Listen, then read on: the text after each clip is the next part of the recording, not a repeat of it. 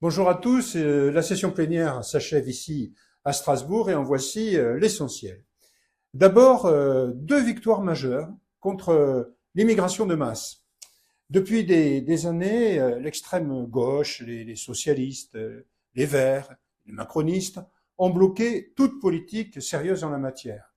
Leur logique, c'était laisser faire, retarder, tolérer et même encourager. Résultat, l'immigration de masse avec toutes ses conséquences pour nos nations. Alors, cette semaine, une majorité de rupture s'est imposée au Parlement européen autour de notre groupe des Patriotes pour l'Europe. Première avancée, le principe du pays tiers sûr. Alors, qu'est-ce que c'est? Je m'explique. Concrètement, un demandeur d'asile pourra être transféré vers un pays dit sûr, hors de l'Union, avant même l'examen de sa demande. C'est une réponse claire au détournement du droit d'asile. En effet, au lieu d'attendre un très hypothétique statut de réfugié, par exemple en France, avec ensuite la quasi-impossibilité de faire exécuter les obligations de quitter le territoire, on le sait malheureusement, les migrants seront directement dirigés vers un de ces pays dits sûrs pendant l'instruction de leur demande. Tout ceci se passera donc à l'extérieur de l'Union européenne et non plus à l'intérieur de l'Union. Deuxième avancée, la création d'une liste européenne de ces pays d'origine sûre. Elle permettra d'accélérer le rejet des demandes manifestement infondées, il y en a beaucoup, tout en respectant la souveraineté des États et la protection des vrais réfugiés. La gauche et les macronistes ont combattu ces textes jusqu'au bout et ils ont perdu. C'est une excellente nouvelle, résultat de tous nos efforts pour fissurer ici le bloc central. Alors sur un autre sujet brûlant, le Mercosur. Le Parlement, comme vous le savez, a validé le système des clauses de sauvegarde. En réalité, qu'est-ce que c'est? C'est un écran de fumée destiné à mieux faire passer ces accords calamiteux pour notre agriculture. Le dispositif des clauses est lent, compliqué, il dépend entièrement de la Commission et il est totalement inutile car si le dispositif s'applique, ce sera au moment où les dégâts seront déjà là. La chute des prix, la fragilisation de nos filières agricoles.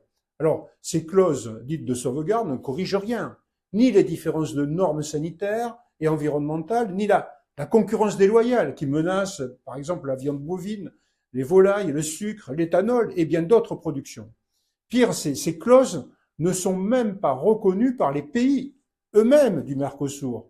Comment voulez-vous faire appliquer des clauses qui ne sont pas reconnues par les pays du Mercosur concernés? C'est, excusez-moi du terme, une vaste fumisterie. Alors notre position est simple, on est contre, non au Mercosur, et oui à la souveraineté alimentaire, à la défense de nos agriculteurs. Nous avons d'ailleurs saisi la Cour de justice de l'Union européenne, car Mme von der Leyen veut faire appliquer le Mercosur avant même la ratification obligatoire par le Parlement. C'est une très grave atteinte démocratique, et contraire bien sûr au traité. Faire appliquer un texte aussi important avant que le Parlement européen ne le ratifie. Ben décidément, la Commission se croit tout permis.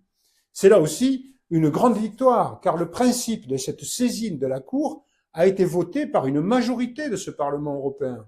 Croyez-moi, les macronistes et le bloc dit central étaient catastrophés. La procédure est en cours, je vous tiendrai naturellement informé. Enfin, un dernier sujet très préoccupant, le Parlement a validé un emprunt commun de 90 milliards d'euros pour l'Ukraine. 90 milliards de plus. Nous soutenons naturellement le peuple ukrainien. Mais ce mécanisme n'est pas un prêt. C'est une dette commune imposée aux nations. Son remboursement repose sur une hypothèse aberrante d'éventuelles réparations russes qui rembourseraient ce prêt. Nous savons tous que la Russie ne remboursera jamais ce prêt. Il faut savoir aussi qu'une partie importante de ces fonds financeront des équipements non européens, donc des industries étrangères, avec l'argent de qui? De nos contribuables. Alors, nous refusons cette fuite en avant budgétaire, il n'en est pas question. Plus grave encore, ce texte entrera en vigueur immédiatement, en contournant le contrôle des parlements nationaux. On ne peut pas défendre l'Europe en affaiblissant les souverainetés nationales. Voilà la réalité de cette semaine. Nous avançons bien entendu. Quand nous résistons et que nous nous rassemblons, nous gagnons. Nous continuons ensemble à défendre nos libertés, nos nations, notre souveraineté. Je continuerai à vous tenir évidemment informé de tout ce que nous faisons ici au Parlement européen, qui a des répercussions majeures en France. Merci à vous et donc à très bientôt. Au revoir.